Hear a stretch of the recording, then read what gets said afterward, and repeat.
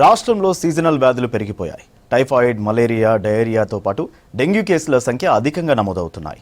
వర్షాలు విస్తారంగా కురుస్తుండటంతో నీళ్లు నిలిచి దోమల వ్యాప్తి ఎక్కువైంది. దగ్గు, జ్వరం, కీళ్ల నొప్పులు వంటి లక్షణాలతో రోగులు ఆసుపత్రులకు క్యూ కడుతున్నారు. అయితే జాగ్రత్తలు తీసుకోవడం వల్ల వ్యాధి బారిన పడకుండా ఉండొచ్చని సూచిస్తున్నారు వైద్యులు. పెరుగుతున్న డెంగ్యూ కేసులపై డాక్టర్ రాజీవ్తో శ్రీశైలం ఫేస్ టు ఫేస్.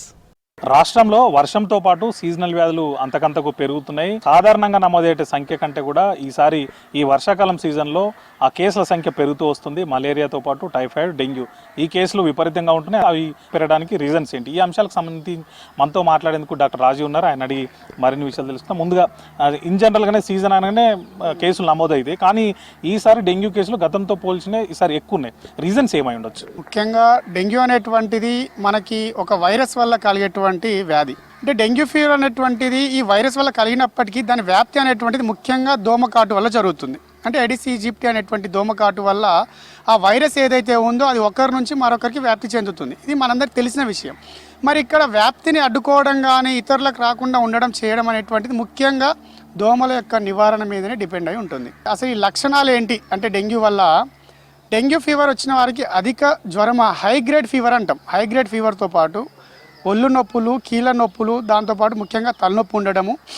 ఒకవేళ కాంప్లికేషన్స్ అంటే దాని యొక్క తీవ్రత అధికమైనట్లయితే రక్తస్రావం కూడా జరుగుతూ ఉంటుంది. మరి లక్షణాలు అనేటువంటివి చాలా మందిలో ఒక వారం నుంచి 10 రోజుల వరకు వాటంతటా అవే తగ్గిపోయేటువంటి అవకాశం ఉంది. అది ఎప్పుడు అంటే మనము కొన్ని బేసిక్ జాగ్రత్తలు తీసుకున్నప్పుడు తగ్గిపోయే అవకాశం ఉంటుంది. కానీ ఎప్పుడైతే మనం అలసత్వం ప్రదర్శిస్తామో, లేకపోతే హాస్పిటల్కి వెళ్ళకుండా సిమ్టమ్స్ డిలే అయ్యేంత వరకు వెయిట్ చేస్తామో అప్పుడు ప్రాణాంతకం కూడా అయ్యేటువంటి అవకాశం ఉంటుంది. కాబట్టి ప్రతి ఒక్కరు జాగ్రత్తలు తీసుకోవాలి.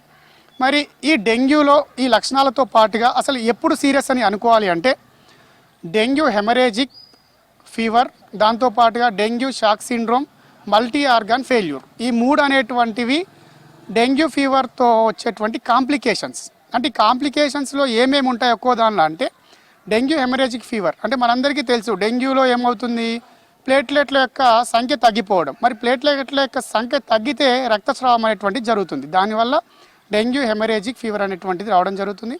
దాంతో పాటుగా డెంగ్యూ షాక్ సిండ్రోమ్. షాక్ అంటే మనందరికీ బేసిక్ అవగాహన ఏంటి అంటే బీపీ తగ్గిపోయి రక్త సరఫరా అనేటువంటిది అవయవాలకు తగ్గడం, దానివల్ల కూడా ప్రమాదం జరుగుతూ ఉంటుంది. దాంతోపాటుగా చివరగా మల్టీ ఆర్గాన్ ఫెయిల్యూర్ అంటే హెపటైటిస్ కానీ, అంటే లివర్ ఫెయిల్యూర్ కానీ, రీనల్ ఫెయిల్యూర్ కానీ, దాంతోపాటుగా బ్రెయిన్పై కూడా ప్రభావం పడేటువంటి అవకాశం ఉంటుంది. ఈ లక్షణాలను త్వరితగతిన గుర్తించడము లేదా మనము వెంటనే డాక్టర్ని సంప్రదించినట్లయితే ట్రీట్మెంట్ తొందరగా అందేటువంటి అవకాశం ఉంటుంది. అంటే ఎట్లాంటి సిచ్యువేషన్లో మనం హాస్పిటల్కి వెళ్ళాల్సి ఉంటుంది డెంగ్యూ కేసులో? అంటే దాన్ని ఏమైనా గుర్తించే ఛాన్స్ ఉంటుందా? ఇట్లా ఉన్నప్పుడు అంటే మన బాడీలో ఇట్లాంటి చేంజెస్ ఉన్నప్పుడు వెళ్తే బాగుంటుందని ఏ టైంలో వెళ్ళాలి? ముఖ్యంగా మనకి ఫ్లూ అంటే సీజనల్ వ్యాధులు వచ్చేటువంటి వాటిలో అందరికీ జ్వరం అనేటువంటిది కామన్. వీటిలో మరి ఒక్కొక్క దాని నుంచి ఈ డెంగ్యూవా లేకపోతే చికెన్ గున్యాలా, మలేరియా అనేటువంటివి లక్షణాలు కొన్ని బేసిక్ ఉంటాయి. అంటే డెంగ్యూలో ముఖ్యంగా ఏంటి అంటే కండరాల నొప్పిగా, అంటే హై గ్రేడ్ ఫీవర్తో పాటు కండరాలు, కీళ్ళ నొప్పులు ఉండడం, దాంతోపాటు అప్పుడప్పుడు రక్తస్రావం కూడా అయ్యేటువంటి అవకాశం ఉంటుంది. ఎప్పుడు అంటే ప్లేట్లెట్ల యొక్క సంఖ్య తగ్గినప్పుడు తలనొప్పి కూడా అధికంగా ఉండేటువంటి అవకాశం ఉంటుంది. అదే చికెన్ గున్యాలో అయితే జ్వరంతో పాటుగా తీవ్రమైనటువంటి కండరాల, కీళ్ళ నొప్పులు ఎక్కువగా ఉంటాయి. వీటిని ఒక డాక్టర్ వద్దకి ఎప్పుడైతే మనకి జ్వరం అధికంగా ఉంటుందో, అంటే ముఖ్యంగా 2 నుంచి 3 రోజుల వరకు తగ్గనప్పుడు సంప్రదించినట్లయితే కొన్ని బేసిక్ టెస్ట్ల ద్వారా గుర్తించేటువంటి అవకాశం ఉంటుంది. కానీ మనంతటా మనము ఏం కాదులే, నార్మల్గా సీజనల్ ఫీవర్లే అని ఒక అజాగ్రత్త వహిస్తే అది డెంగ్యూ హెమరేజిక్ సిండ్రోమ్ కానీ లేకపోతే డెంగ్యూ యొక్క మిగతా కాంప్లికేషన్స్గా మారి ప్రాణాంతకమయ్యేటువంటి అవకాశం ఉంటుంది. అది రాకుండా ఉండేందుకు ఎట్లాంటి జాగ్రత్తలు తీసుకుంటే బాగుంటుంది? ఒకవేళ వచ్చిన తర్వాత ఏం జాగ్రత్తలు పాటించాలి? వైరస్ వల్ల మనకి ఈ డెంగ్యూ ఫీవర్ వచ్చినప్పటికీ దాని వ్యాప్తిని మనం అరికట్టడంలోనే ప్రాధాన్యత ఇవ్వాల్సి ఉంటుంది. మరి వ్యాప్తి అంటే దోమకాటు వల్ల వస్తుంది కాబట్టి దోమలు అనేటువంటివి వర్షాకాలంలో నీటి నిల్వ ఎక్కువగా ఉండడం వల్ల వాటి యొక్క సంఖ్య ఎక్కువగా ఉండడము, మరియు వాతావరణం కూడా వైరస్ వ్యాప్తికి అనుకూలంగా ఉండడము, చెత్త కుప్పలు ఎక్కువగా ఉండడము, దాంతో పాటుగా మన యొక్క సెల్ఫ్ హైజీన్, పర్సనల్ హైజీన్ అనేటువంటి సరిగా లేకపోవడం వల్ల వర్షాకాలంలో సీజనల్ వ్యాధులు అధికంగా రావడానికి ఇవి ముఖ్య కారణాలు. మరి కారణాల బట్టి మనము దోమల వ్యాప్తి జరగకుండా దోమల యొక్క ప్రొడక్షన్ కూడా ఎక్కువగా అవ్వకుండా తీసుకోవాల్సిన జాగ్రత్తల్లో నీటి నిల్వ అధికంగా ఉండకుండా చూసుకోవడం కానీ, ఇంట్లో మనము ఎప్పుడైతే దోమల వ్యాప్తి ఎక్కువగా ఉంటుందో మస్కిటో రిపెల్లెంట్స్ కానీ ఇతర జాగ్రత్తలు పాటించడం కానీ, వాటి వల్ల బేసిక్ దోమ వ్యాప్తి రాకుండా ఉంటే చాలు, మనకి దాని నుంచి బారిన పడకుండా ఉండేటువంటి అవకాశం ఉంటుంది. ఈ విషయంలో మినిమం ఇంత అని ఏమైనా ఉంటుందా, కౌంట్ ఇంత ఉండొచ్చు అని? అంటే ఎప్పుడు డేంజర్ అవుతుంది, ఏ కౌంట్ దాటితే డేంజర్ అవుతుంది?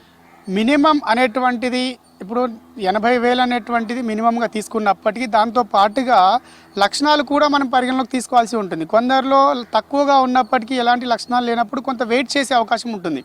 వాళ్ళకి మనం ఖచ్చితంగా ప్లేట్లెట్స్ ఎక్కించకూడదు అని కాదు, కాకపోతే లక్షణాలను బేరీజ్ వేసుకొని మనము సంబంధిత సమయాన్ని బట్టి మనము ట్రాన్స్మిషన్ చెయ్యాలా వద్దనేది డాక్టరే డిసైడ్ చేయాల్సి ఉంటుంది. ఇది చూసారు కదండి, వర్షాకాలం సీజన్ కావడంతో ఈ వర్షాలు ఎక్కువ పడి నీళ్లు నిల్వ ఉండడం వల్ల దోమలు పెరిగి దానివల్ల ఈ డెంగ్యూ కేసులు ఎక్కువ అవుతున్నాయి. కాబట్టి జాగ్రత్తలు తీసుకోండి. ఒకవేళ ఇప్పటికీ డెంగ్యూ బారిన పడిన వాళ్ళు ఉంటే వాళ్ళు ముందే దోమకాటుకు గురి కాకుండా జాగ్రత్తలు తీసుకోండి. ఒకవేళ వచ్చిన వాళ్ళు అయితే దాని నుంచి కోలుకునేందుకు ట్రీట్మెంట్ సైడ్ కానీ సెల్ఫ్ ప్రికాషన్స్ కానీ తీసుకుంటే తొందరగా బయటపడేటువంటి అవకాశం ఉంటుంది. దాని జోలికి పోకుండా ఉండేటువంటి అవకాశం ఉంటుందని డాక్టర్ రాజీవ్ చెప్తున్నారు. కెమెరామెన్ అనిల్తో శ్రీశైలం, V6 న్యూస్, హైదరాబాద్.